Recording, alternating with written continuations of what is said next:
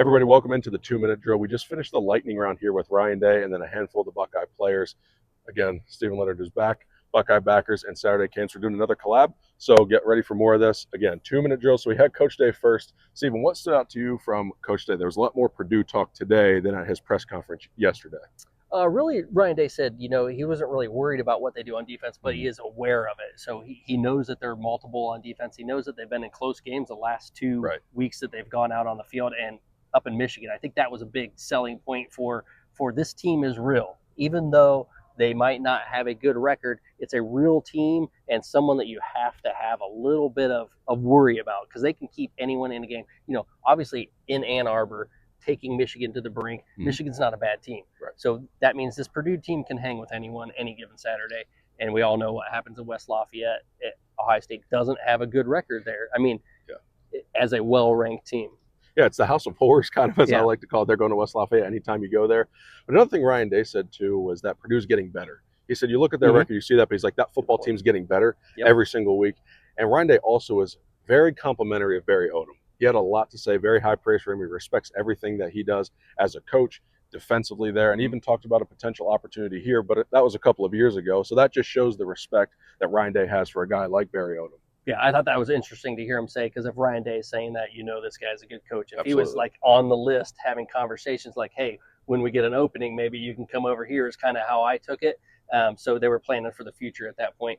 So this is a good team. This is a good defensive team. It's just going to be a scrappy team. It's not a team that has a good record. We've said that before. It was kind of like the Penn State. There's players there. There's talent there. It is the Big Ten, so there's going to be a good team. That's true. And the spread's 29.5. So again, you're looking at that. Ohio State's they're a heavy favorite. Like they should just handle business. That's going to be a business trip for them. That's what you need to do. Play sound football. Don't turn the ball over. Don't get hurt. Just get out there, play your game.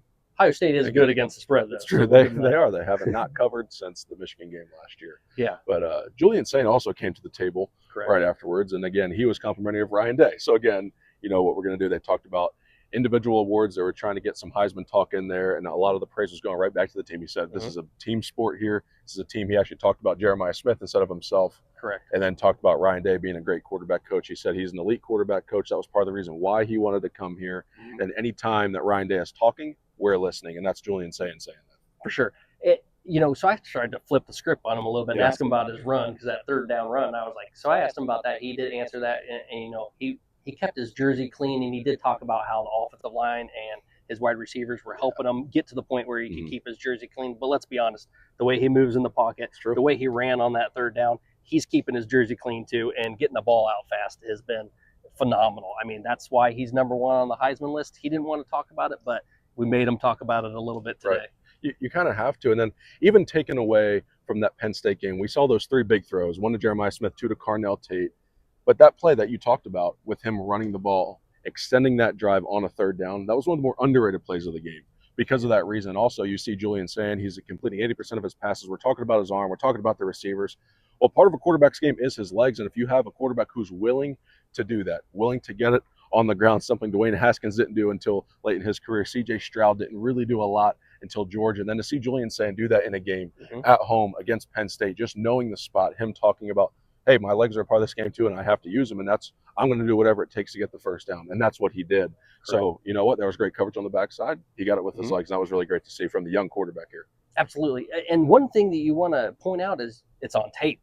Right. It's on tape that he can make you miss. So the defense has to adjust for that. He's not just a guy that's dropping bombs all over the field. He can run around you. He can make you miss, and he can get that first down when he needs to. So that's just another thing that we have to do. So we got the 2-minute drill is apparently almost over because we got the whistle already. So we're just, clock is running down. What else do you got to say? We're going to run the actual 2-minute offense now. So we had Kayden McDonald and Jermaine Matthews too, and a big theme for them was Matt Patricia. How personable he is as a coach. He's busting on Kayden McDonald a lot because he's a Falcons fan, and obviously Matt Patricia won the Super Bowl with the Patriots, and they got to talk there because they came back and won. So he's busting on him a little bit there. But they just talked about how much of a family coach he is. He's involved in their lives. He likes to mess around with them, but he always checks in on them too. How's your family doing? How are your academics doing? This is more than just football here. And I know you hear that with a lot of coaches. You want it to always be more than football, but it's another thing to actually have those coaches be involved in your day-to-day life to that level. And you see it from the outside. The Matt Patricia is really personable, and he's involved, and the players love him. They gravitate toward him.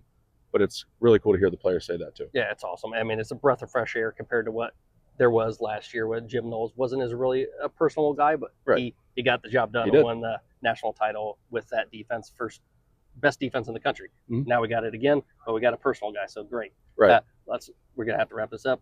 Yeah, and until later.